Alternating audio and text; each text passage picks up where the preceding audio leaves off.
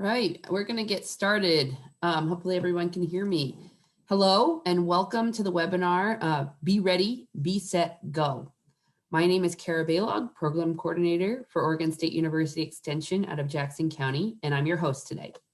This webinar is part of a webinar series meant to help prepare Oregonians for wildfire season as a part of our Fire Adapted, Fire Prepared program. Today, this webinar explores how different communities have found different ways. Excuse me. Today, this webinar explores how to evacuate in the case of a wildfire. Overall, the Wildfire Wednesdays webinar series is aimed to address preparedness at 3 levels: individual, community, and the landscape. Today, we complete the first half of these webinars. We have a short break before returning on May 19th with the new Wildfire Wednesday sessions on fire in the landscape, which is fire ecology and fire behavior, what to expect when a fire hits, and our last session will cover recovery after a fire. Throughout this second half of the series, we will also have local online meetings that will dial this information in for your area or county. And because you signed up for this webinar, you'll receive information for those areas' specific meetings. So stay tuned and feel free to visit the online webinar guide for updates. Okay, before we begin presentations, I have some logistics that I'd like to quickly cover. This session is being recorded, and this and all past webinar recordings can be found on the FNR YouTube channel and the link provided in the chat. We are also streaming live on the Extension's Facebook page. There is a closed captioning feature, so hopefully you're all seeing at the bottom of your screens. If you do not want to see the captioning, simply go to the live transcript and hide the subtitles. For people tuning in to the webinar on Zoom, your audio has been muted. If you're having audio troubles and are connected to your computer's audio, I suggest hanging up and dialing in with your phone. You can always post a question in the chat window if you're having technical difficulties. If you have a question on the information that's being presented, please type your questions into the Q&A window. We have limited time, but we will do our best to answer your question live. We will also have panelists on board who may give you a written response in the Q&A window. If you don't catch all the information presented, don't worry. We'll provide all the resources and links mentioned during this webinar on our fire program website. We will follow up with an email just to be sure you get the information. I want to first introduce Amanda Rao as our moderator today. She's in the chat. She is the Willamette Valley Regional Fire Specialist. And I'm also pleased to have 3 presenters today here with us. First up, we'll hear from Patience Winningham, the Emergency Manager with Lane County Emergency Management, followed by Charles Hanley, Fire Chief for Jackson County Fire District 5, to hear about evacuation conditions on the ground during the Holiday Farm and Almeida Drive fires, respectively, from last year. Finally, Allison Green, Public Affairs Director with the Oregon Office of State Fire Marshal, will be speaking. We also have panelists on the line to assist with questions, including some of the new Extension Fire Program team. Before I get to our speakers, I want to close the poll that we've had up asking about your experiences with last year's fires. So, it looks like, generally speaking, everyone is affected in some way or another, most people by the smoke, but the fires did seem to get pretty close to community. You should be able to see those results now. We really appreciate folks coming, even though this might be a difficult topic. For those of you who were impacted, I want to give a warning that some of the slides we have today will show images of homes and businesses burning to help highlight what conditions can be like during an evacuation. We invite you to take a break from the screen and listen as we'll be explaining our points for anyone who doesn't or can't view the presentation. So without further ado, I'm going to mute myself and have Patience come on to take the presentation.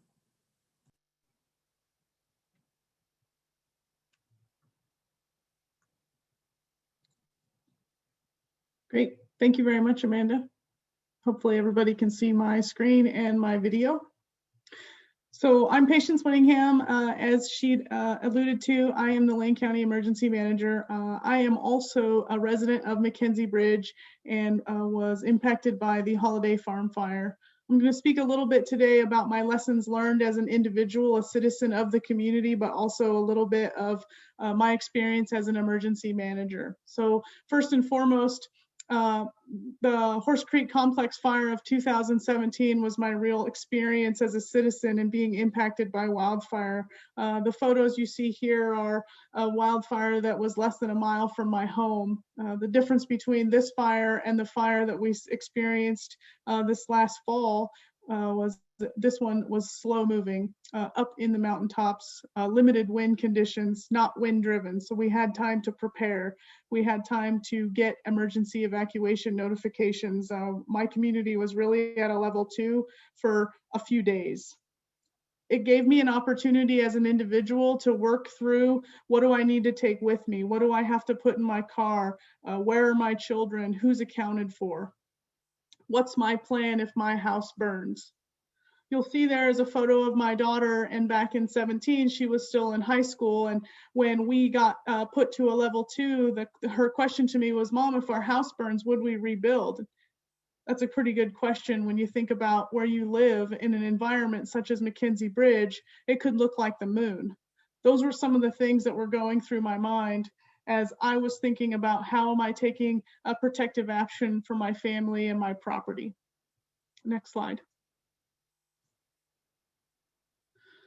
It's really important for everybody to understand that's here attending today and across our communities that it really starts at the local level. It really starts with the individual and their families and their own preparedness and making plans for themselves.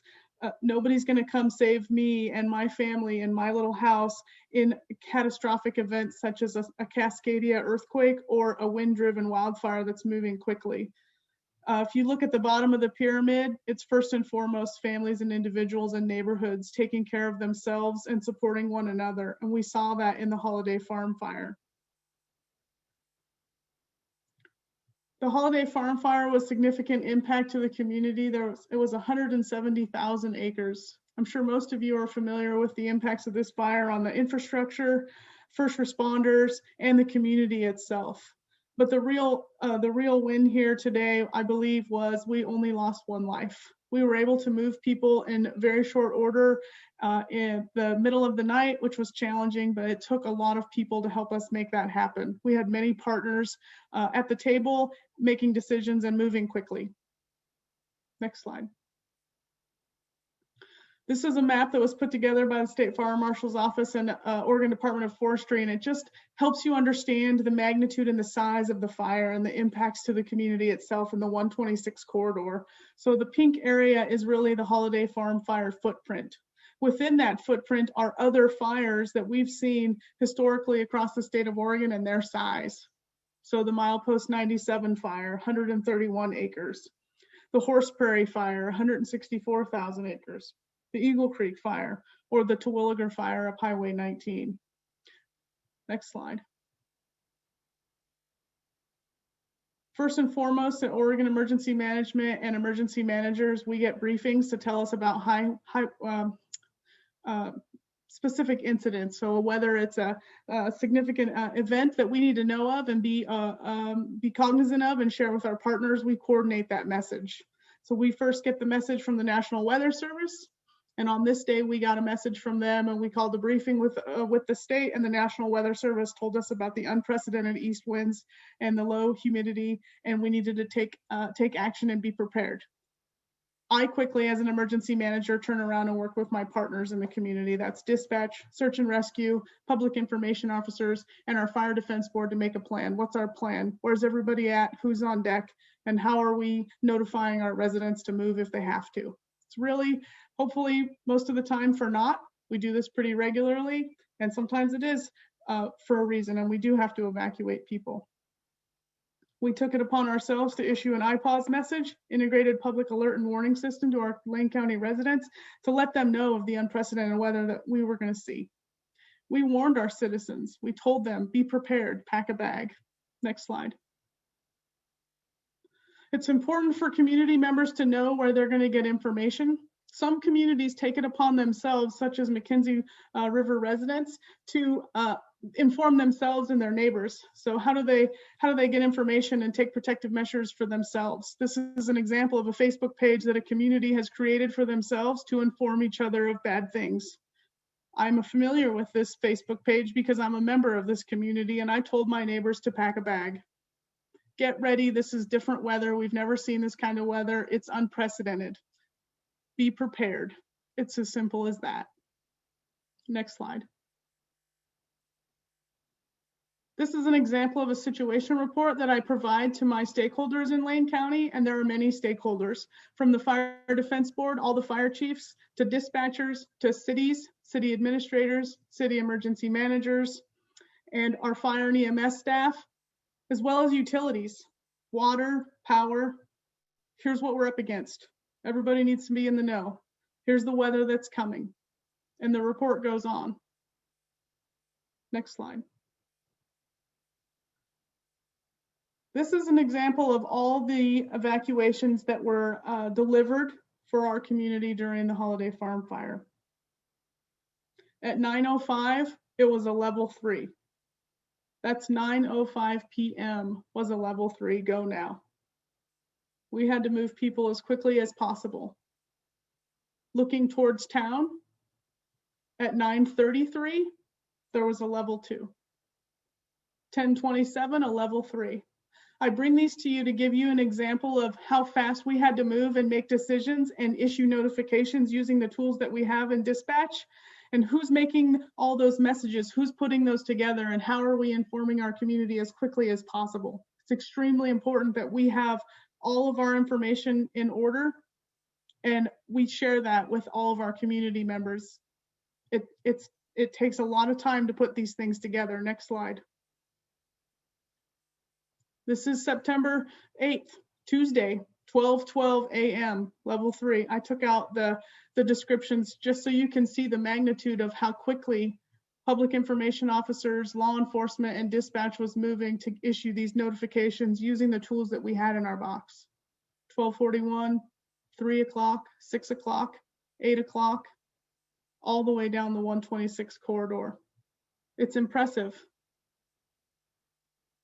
It's important to know that sometimes level 3s don't come. You need to be able to look out your window and make a plan. Am I leaving now? This is Wednesday, so I included this information just to show you that we were continuing to evacuate people all the way till Wednesday at 1:32 p.m. before we started to roll them back. And we had to hold that area clear for a number of days after. This is an example of all the evacuated areas and their levels of evacuation. On the far right there, Upper McKenzie level 2, at the very top, that's where Highway 20 is. And all the way down into the Thurston area when you get into the intersection of I-105. This just gives you an idea of the level of evacuations, how many people we had to move in such a short period of time, and finding them a place to go if they did not have an alternative place to go. So if you had to evacuate in a level 3, level 2, what's your plan? Do you have livestock? Do you live in an RV? How quickly can you move? Right? Thinking those things through about where am I going to live? Today, we still have 187 people living in hotel rooms. We're doing the best we can to find them alternative locations to put up shop. Next slide. It's important for you to understand how you're getting information. How do we communicate? Where are you getting emergency alerts? Do you have a landline? How about wireless or cell phone? Sometimes you'll hear POTS, plain old telephone system, or emergency alerting system, EAS. Do you have a TV? Most people don't anymore. Or a radio, emergency alert radio. And IPAWS, integrated public alert and warning system. Let's throw everything at it, including the kitchen sink, and we hope everybody gets the information.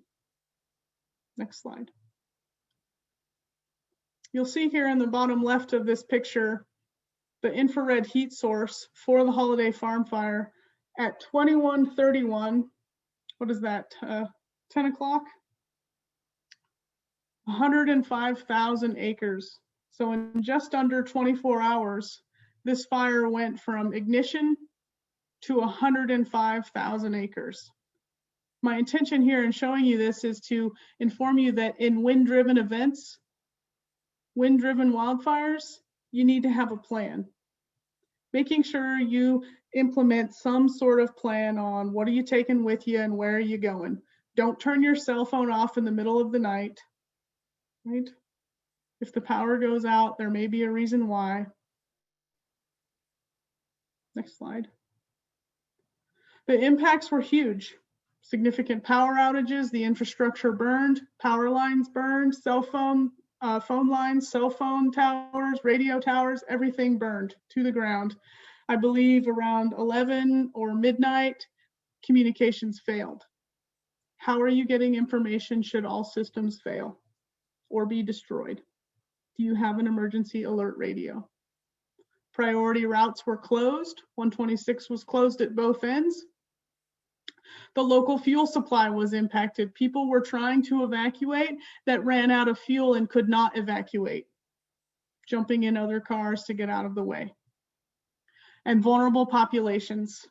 If you're elderly, home hospice, do you have a plan? Know your neighbors.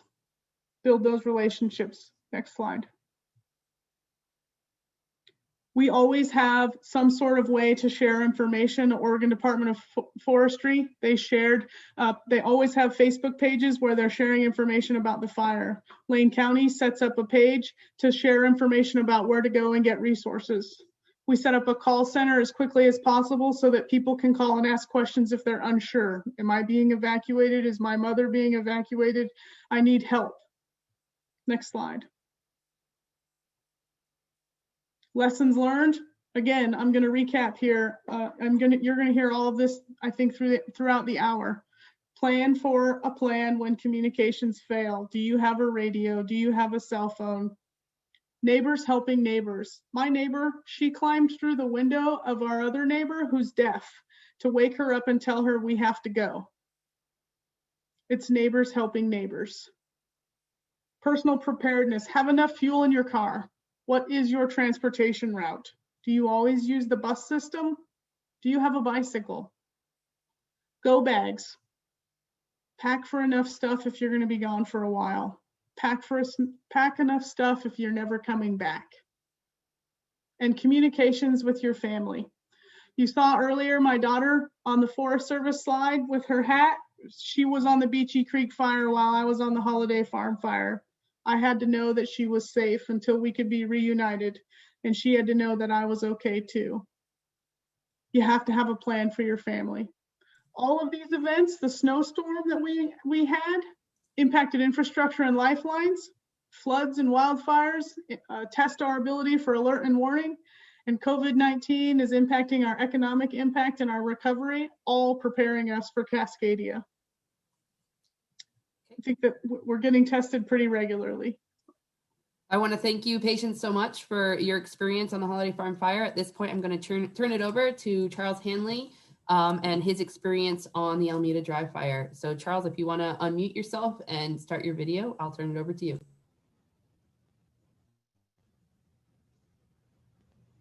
Good afternoon, everybody. Today, I'm going to talk to you about my personal and professional experiences on the Almeida fire. The fire siege of the last several years has affected me personally in that my family has been evacuated from my home 3 years running. My extended family, the last 6 years from these very large wildfires.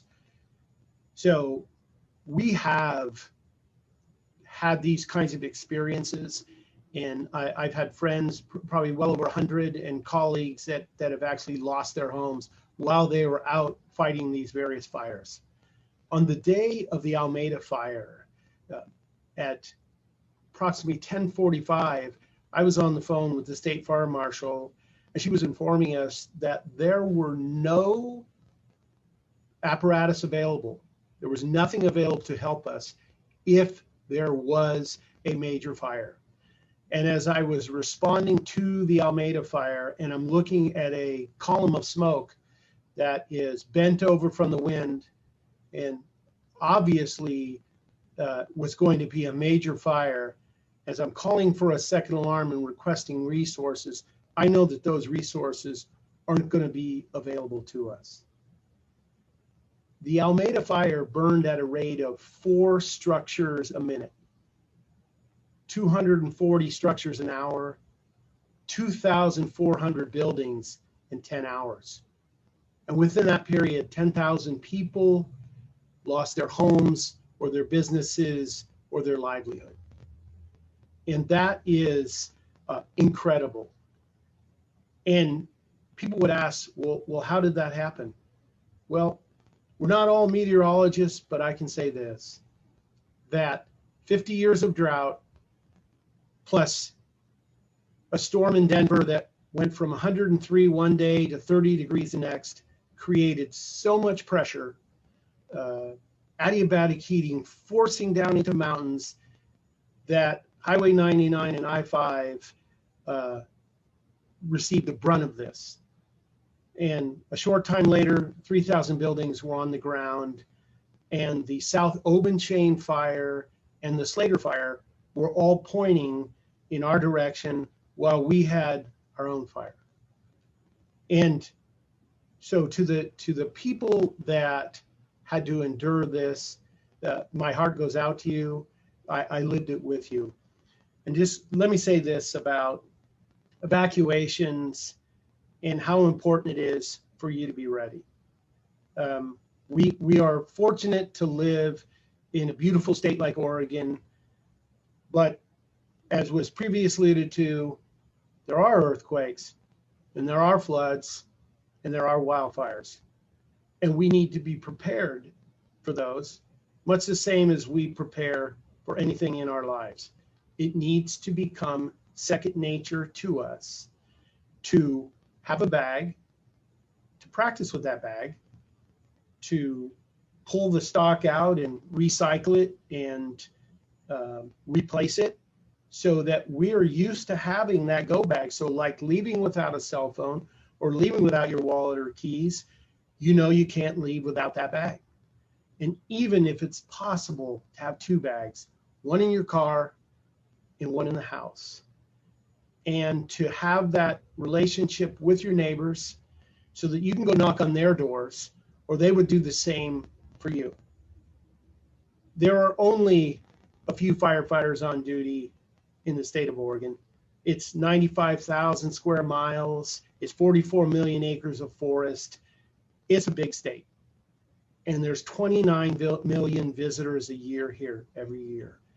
So with those kinds of impacts, we are consequence managers when a big fire like this occurs.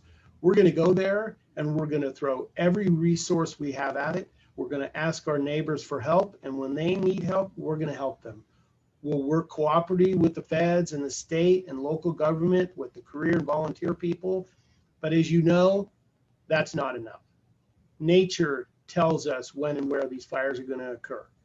So it's important for you and for your family that you spend the time talking about something that is very uncomfortable, and that is a disaster. What are you going to do in a disaster? In the case of a fire like the Holiday Fire, which is for all intents and purposes a forest fire, a wildland urban interface fire, you need to consider how long it takes for you to get down your road. If the fire is 10 miles away, but it's a half hour for you to get to the main highway, you need to give yourself more time. You need to understand that you may be out of that area for quite some time. In the case of the Almeida Fire, where you're talking about an urban firestorm that's running between a business district and a very busy interstate, that is not a wildland urban interface fire. That is spreading from structure to structure, as I said before, at a rate of 4 structures a minute. So it's important for you to get out. It's important for you to stay out. It's important for you to prepare in advance, to think, where will you go? Who can you rely on? And when I have been separated from my family 5.5 hours away while my house was being threatened by fires. So I understand how difficult that is to when you're worried about your family, your parents, where will they go, kids that are in school.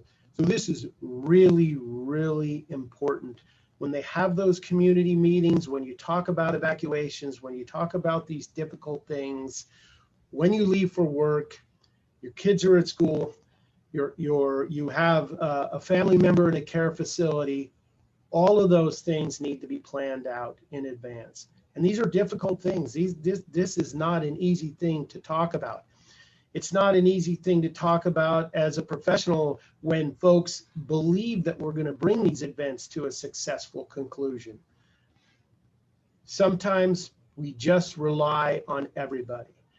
And the best force multiplier is cooperation and collaboration. When everybody works together and understands that there are some things that are out of our control, we need to work on what is in our control. So I can't stress enough that it's so important for you to always be ready, always be at level 1. When it goes to level 2, think about when and where you're going to activate your plan. You need to be ready to go. And you need to trust your own instincts. It is so important to give yourself enough time to get out and, quite frankly, to stay out until it is safe. Listen to the public officials. If you think you are in danger, don't wait. Get out and practice regularly. Thank you. Thank you, Charles. At this point, I'm going to invite Allison Green, who is with the Office of State Fire Marshal, and you can go ahead and share your screen.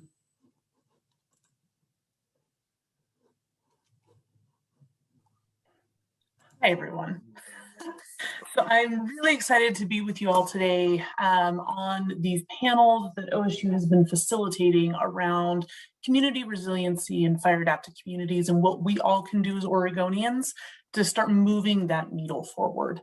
So I'm going to close us out on this topic. I'm going to kind of zoom out to the statewide level, kind of talk about the framework that is at the statewide level for evacuation levels, personal preparedness, as well as things that can go in the go kit, as well as where can you go to get some fire information during these large wildland fire events.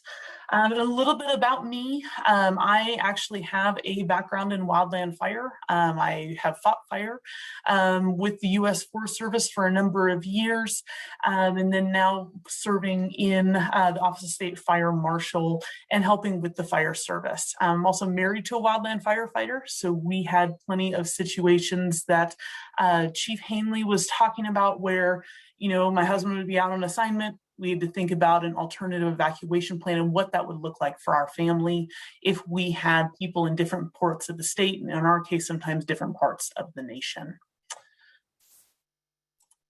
So let's start with the evacuation levels. So let's start with the framework that we are all working within. So I'm going to break down the framework, and then I'm going to give you caveats to kind of throw it out the window as well.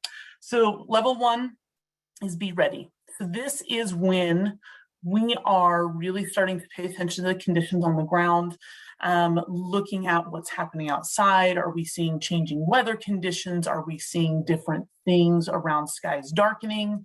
Really making sure that you have your go kit ready. You are starting to make those contacts, say, for your livestock, for your pets.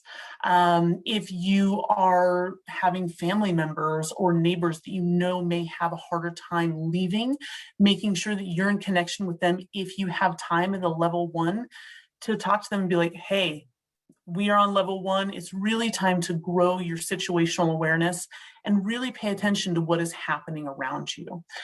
This is also the time, if you have time, make sure, like Patience said, check the gas level in your car. Fire up that crank radio or the battery-powered radio, making sure that if you can, you have all of those go kits, your pets, everything ready to go. I consider myself getting off easy, but this year I'm actually over in Central Oregon half of the time. And we unfortunately had some human caused starts right around my home this year. And I was on level 2 for 3 days straight and level 1 for about 14. And so that constant unknown on when those levels may change, it is really hard to live through, but making sure that you're constantly aware, that is that key of be ready. The next one is be set. This is level 2, and as Patience alluded to, this might be the last notice you receive. This is really when you start listening to media, listening to the radio, making sure that you have your phone on you if you still have service. And at this point, at any point when you are on level 2, if you feel unsafe, go.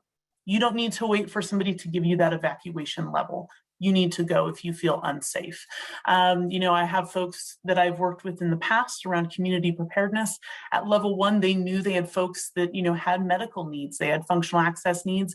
They left at level 1 and they had a plan on where they were going to go where they could get those needs taken care of. Level 2 is really when that threat or incident is really, really close to your residence. And this is when you need to be paying attention to what is happening outside.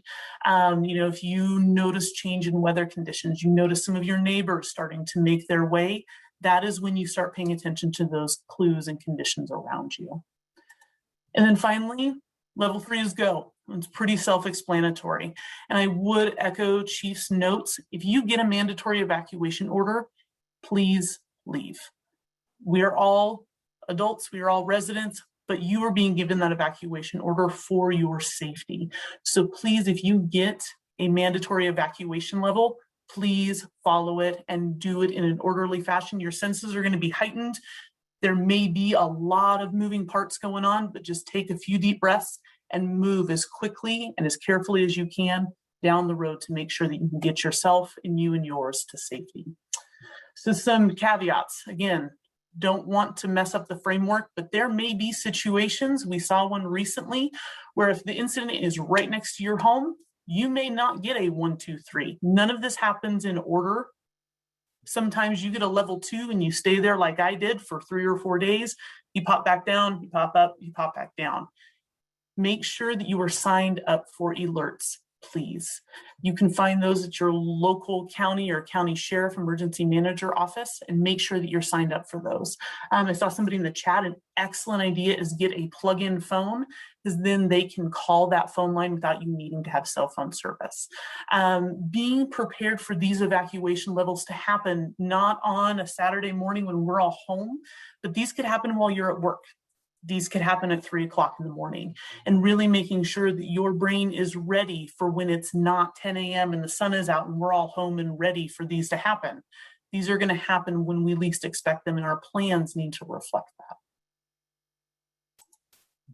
So how can we prepare now? Number 1, again, please sign up for alerts. I ended up actually doing something where, because I work in multiple counties, I actually am signed up for alerts in my home county, the neighboring counties, as well as the county where I work, so that I am aware of what is happening around me. It is a reality that we may lose cell phone coverage in some of these incidents, and that is a reality, but these alerts can at least help you build that situational awareness in those moments. Having one of those phones that you can plug into a phone line is incredibly helpful. So these are ones that you can sign up with your local emergency management office.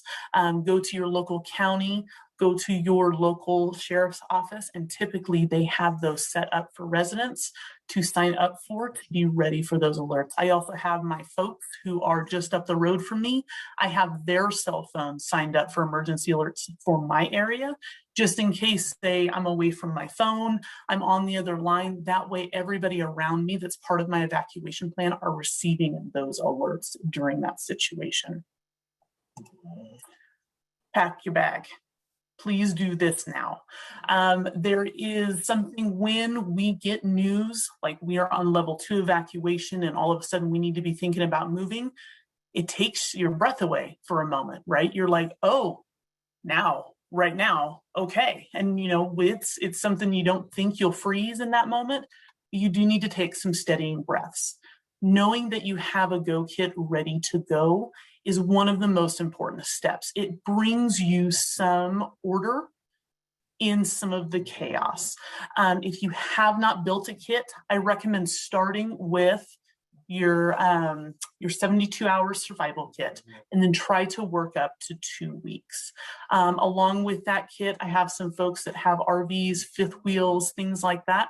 They tell me that those are their go kits, and they have an entire go bag, as it were, in those fifth wheels. And so that is their evacuation kit. Your kit doesn't have to fit in a backpack. It is for whatever works for you. And making sure that if you already have that built, now is the time to go in and say, check your food and your water, make sure it's still fresh. Make sure that we have go kits for not just ourselves and our partners and our spouses, but our kiddos. Making sure we have them for our pets. This is the time where I'm checking that pet food that's in there, making sure I have everything ready. So if I have to grab it and go, I have everything I need when I step out that door. And then this is the hardest one for all of us busy adults, right? Practice. Practice, practice, practice, and try to practice. I try to do it at least 2 times a year. I'm a little bit of a preparedness nerd, but practicing makes perfect, right? We don't want to be in that heightened awareness situation, that heightened level of kind of panic. I don't want to say panic, but that like, oh no, I got to move. I got to keep doing stuff and not know what's next. We typically in my house, we do a structure fire drill and an evacuation drill in the spring every single year. It takes 20 minutes. It's hard to talk to your kids about, but it pays off. And I'll tell you it pays off because I got to do it this year in real time when we were on level 2 evacuation. My 8-year-old knew exactly what she needed to do. She went in, she got her go kit out of her closet, she put it in the car, and then she was able to help us get the pets ready. And so it helped her have some calm and some order in a situation where a kiddo might struggle finding some order and some sense. So please practice. This is my plea to you. If you have the alerts, you have the go bag, practice. At least get one in before fire season, because it can make all the difference. So this is a list. If you want a screenshot, I know this is being recorded. I'm not going to read this list to you because y'all are grown, smart adults, and I don't need to read to you. These are some things to start with. So start essentially with your 6 Ps, right? So your people, your pets, your papers, your pills, your photos, and plastic or cash, money. Making sure that those at least are taken care of are absolutely critical. Things like making sure you have big bottles of water. I have a Mountain House that I picked up from Costco that's in my go kit, and it feeds all 3 of us, our family, for I think 4 or 5 days. Also making sure that there are things in there like a phone charger. We have a cribbage board in ours in case we are, say, in a hotel room or we're in a shelter for an extended period of time. Chargers for all of your devices, not just phones, but your tablet, your computer, things that you will need to essentially live outside of your normal space for a few days. Along with that, really making sure that, mentally you are prepared for both outcomes. We always hope the outcome is that we're going to all safely evacuate and we're going to come home to our house and it's still there. If it's not, making sure that this is the time that you have your insurance policy on hand or in a cloud-based service on a USB drive.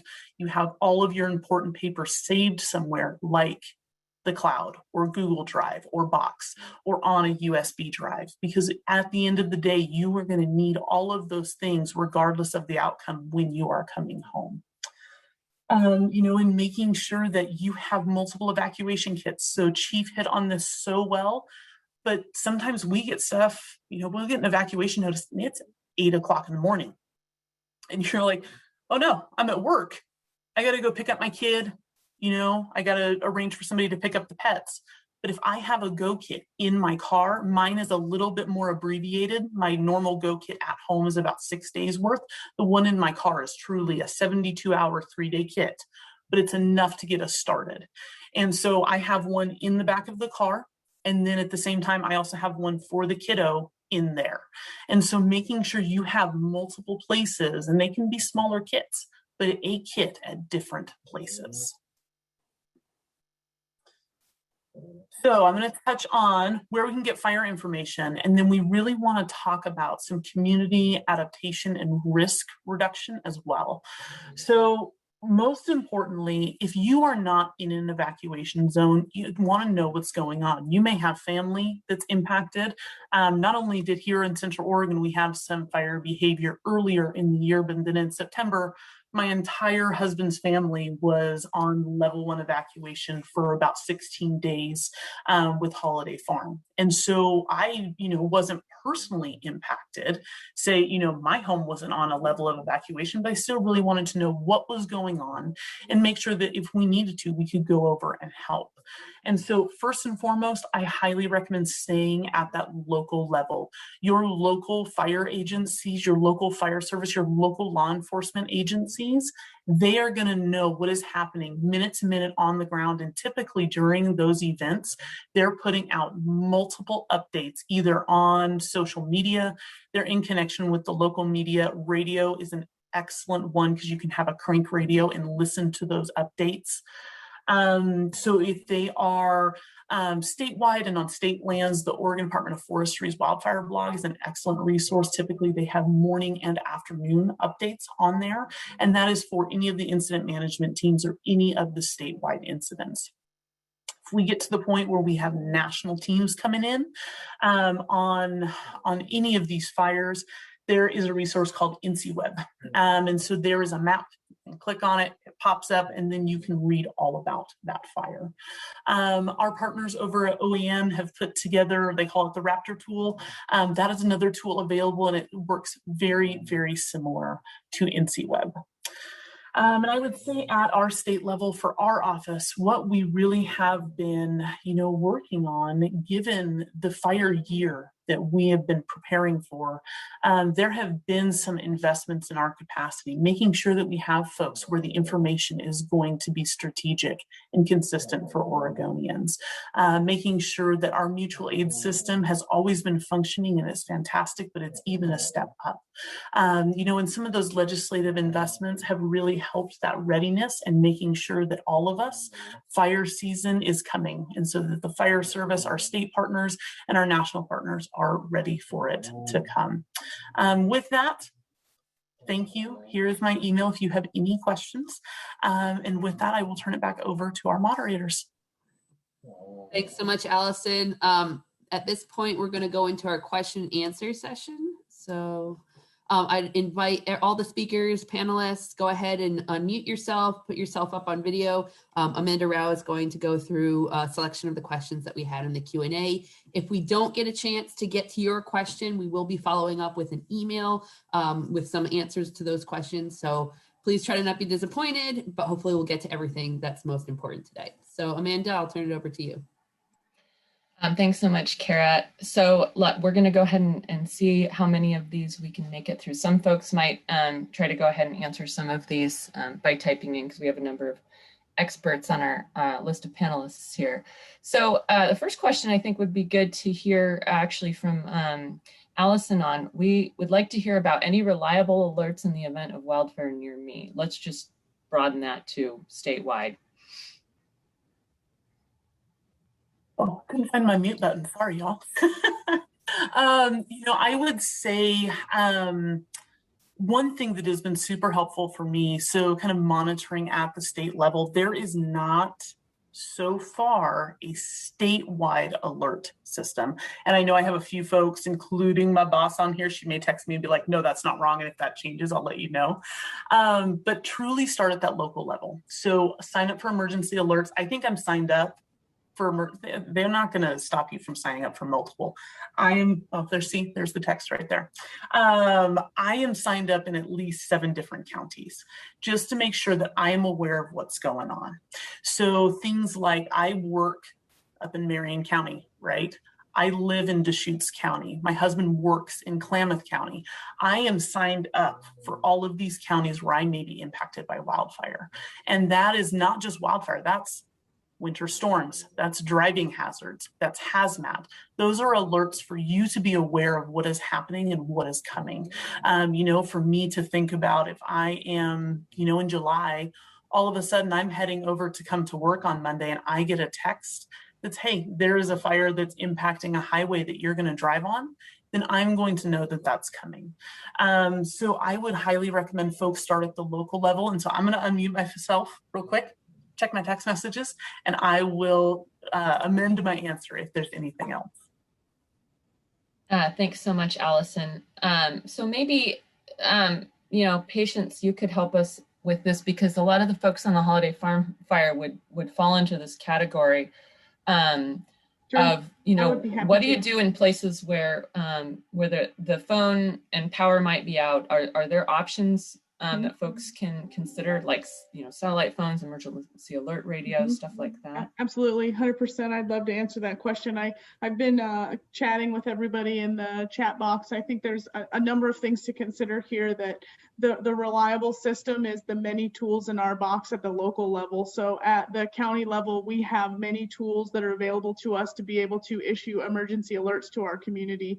We use here locally AlertSense. That's the name of the tool or the product, but it uses many paths to get to you. That's TV, that's radio, that's cellular, that's landline. But when those things fail, which it did a holiday farm fire, we had law enforcement and first responders driving up and down the corridor, alerting people to get out. We also had neighbors checking on neighbors. My deaf neighbor, remember, checking on neighbors to make sure they got the information they needed to get out of the area as quickly as possible. Those are the best methods. The other thing is that you on the other side, you need to make sure you have enough systems or resources available to you to get that information. Do I have a radio? Do I have a landline? Do I have a cell phone? I just mentioned in the chat, I bought a satellite phone because all of our communications infrastructure burned in the holiday farm fire. We just got internet back at my house at the end of February. We had cellular, wasn't the greatest to begin with. Just got internet. How am I getting emergency information? I have an emergency alert radio and I have a satellite phone, so I can make phone calls if I have to. Those are all great things to consider. That's great. Thank you so much, Patience. Maybe because I know, Charles, you were dealing with a fire that was, causing people to have to go in a lot of different directions. And I know, one of the things that folks have been asking about are things like, how far away should you plan to evacuate? And how do you decide where to go? And maybe in your community, that's something that's outlined in a way that would help folks understand better how their communities might be oriented. Well, some of the folks have talked about signing up for a number of alerts. I personally have signed up for a number of alerts because I've had to call my mother or my brothers to tell them to get out in an area that's miles away from me. So that situational awareness of knowing where these other fires are is critical. We're living with fire on the landscape. So that knowledge is extremely helpful. Locally, what's going on is that there's a collaboration between Jackson County and the various cities and fire districts, especially on the I-599 corridor, to put in evacuation zones that cross over those artificial barriers so that folks are notified and they're also told where to go. Remember, they're evacuating you and telling you, hey, here's a safe refuge area. Here is a shelter. But you should be thinking about where can you go to stay with friends or family or faith-based groups far and away out of the danger area. If that means your house that's on the coast, you go to your house that's on the coast. It's going to be different from everyone, but the most important thing is that you leave when you're asked or told to leave. Now, there are some people, they have a bulldozer and a fire truck in their hip pocket. They're going to sit there and they're going to defend their homes. But the peoples who drive a smart car, they don't have that same capacity. And so they need to consider what can they do to protect their families. That's great. Thank you so much. I appreciate that really thoughtful answer, and especially from all the experiences that you've had down in Southern Oregon, which is really kind of a harbinger of the future for us. You know, the problem of fire moving up from California towards us. And so a lot of lessons from Southern Oregon that we can all learn from in other parts of the state.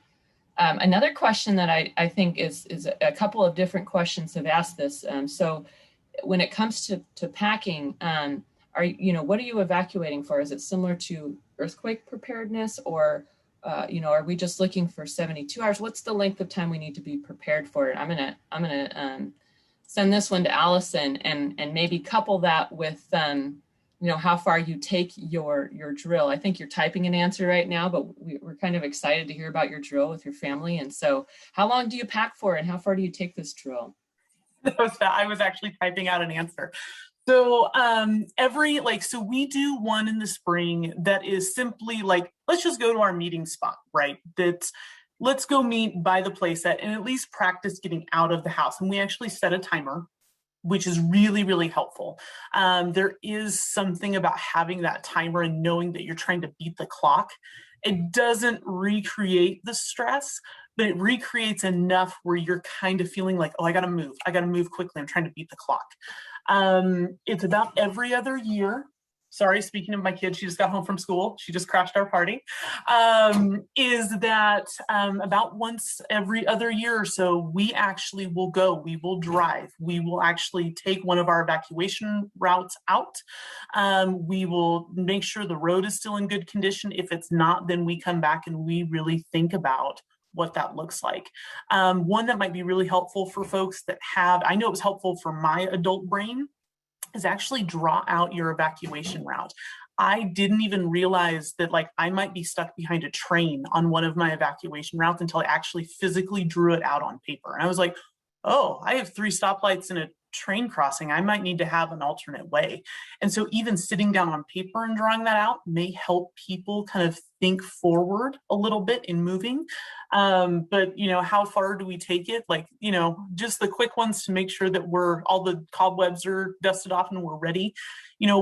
Twice a year, we just get out of the house and try to do it under, say, 10 minutes. But every other year or so, we will actually go for a drive and test our evacuation routes and make sure that they're all in good shape. That's great. Thank you so much, Allison. Someone here, I think Kara's typing an answer to this one, but curious about, when nothing's worked and we know no neighbors as we recently moved here, police did not come to our place. It took us 2 days to realize we were at level 3. I guess I'm not sure what the question there is, but is this kind of similar to, having something like an emergency radio prepared if those are the things you're relying on? Anyone have thoughts on that? Maybe Charles, you can just speak to the capacity of firefighters Right. in general about the ability to go door to door and get people out if there's no other information. Okay, so evacuation is a law enforcement responsibility and a legal requirement. So that being said, that doesn't mean that firefighters don't perform those same tasks. The problem that we encounter as firefighters is that when we go do it, it means it's a rescue situation. We're committing the entire resource, a firefighting force, to evacuate neighborhoods. And quite frankly, what that really means is we left the fire line. It's too late then.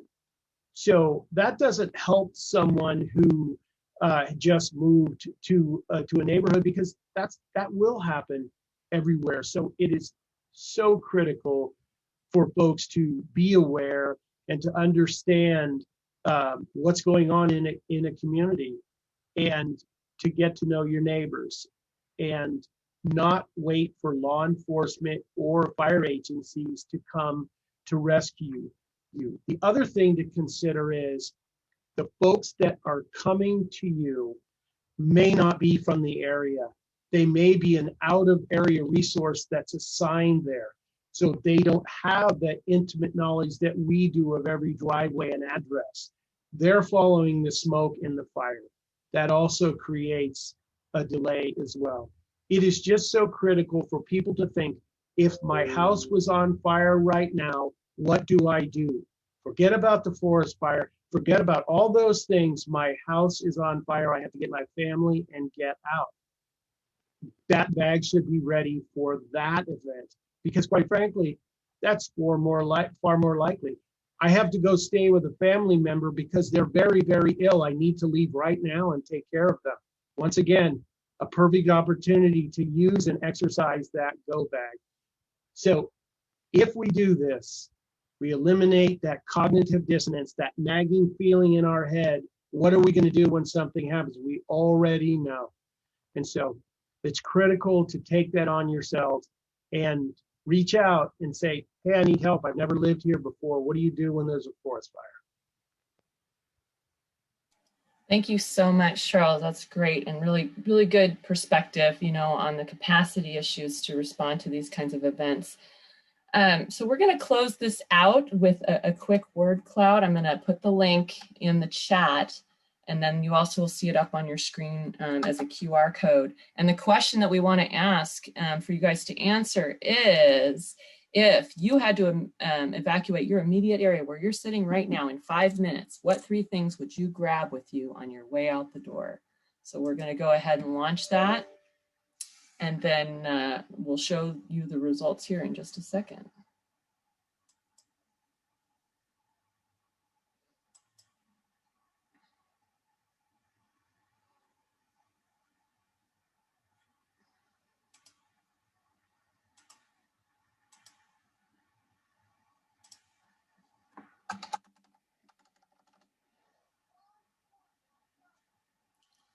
All right, and you guys can see some of these the results coming up here already. We've got purse in the very center. That's the most common so far. Phone, computer, go bag. Good. Great to see the go bag included there. Your dog. Of course, your pets in general, cell phone, water, prescriptions, passports, coworker. That's a good one. Don't leave your people behind.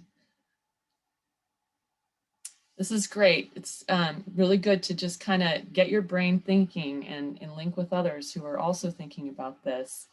I heard a lot of stories from evacuees from these fires who didn't think about this stuff in advance, and they said, I don't know why I grabbed this random book, but I forgot my cash stash, and we're just not wired to walk out the door thinking of grabbing our 6 Ps. We're wired thinking, oh, grab a book, I'll grab my water bottle in my purse or something, but not necessarily the things you don't want to say goodbye to forever.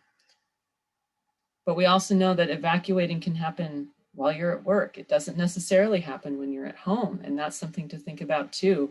That's why that go bag concept is so important, because you never know where you're going to get evacuated from. Looks like pets is actually taking over as the #1, which is great to see.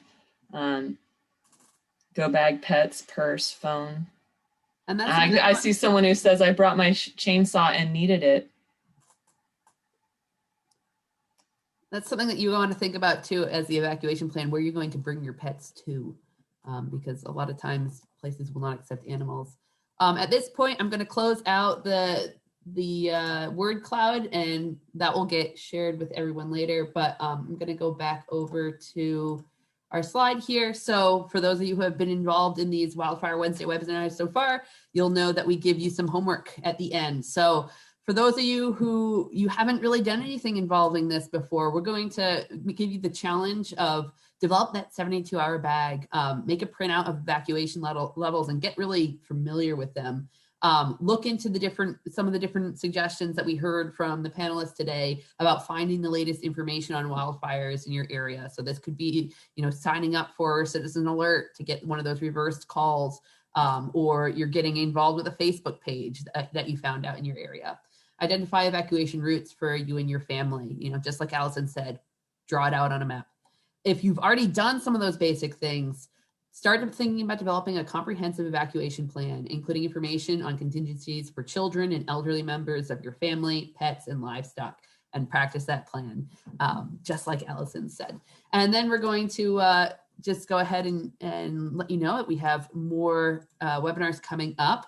To close out, I want to thank the presenters and panelists that made this webinar happen, and to all of you for joining us. We recognize that we're still recovering from a really hard wildfire season, and we really appreciate you tuning into these webinars to get yourselves, your family, and your communities prepared for the next wildfire season, since it's already going to be starting pretty soon.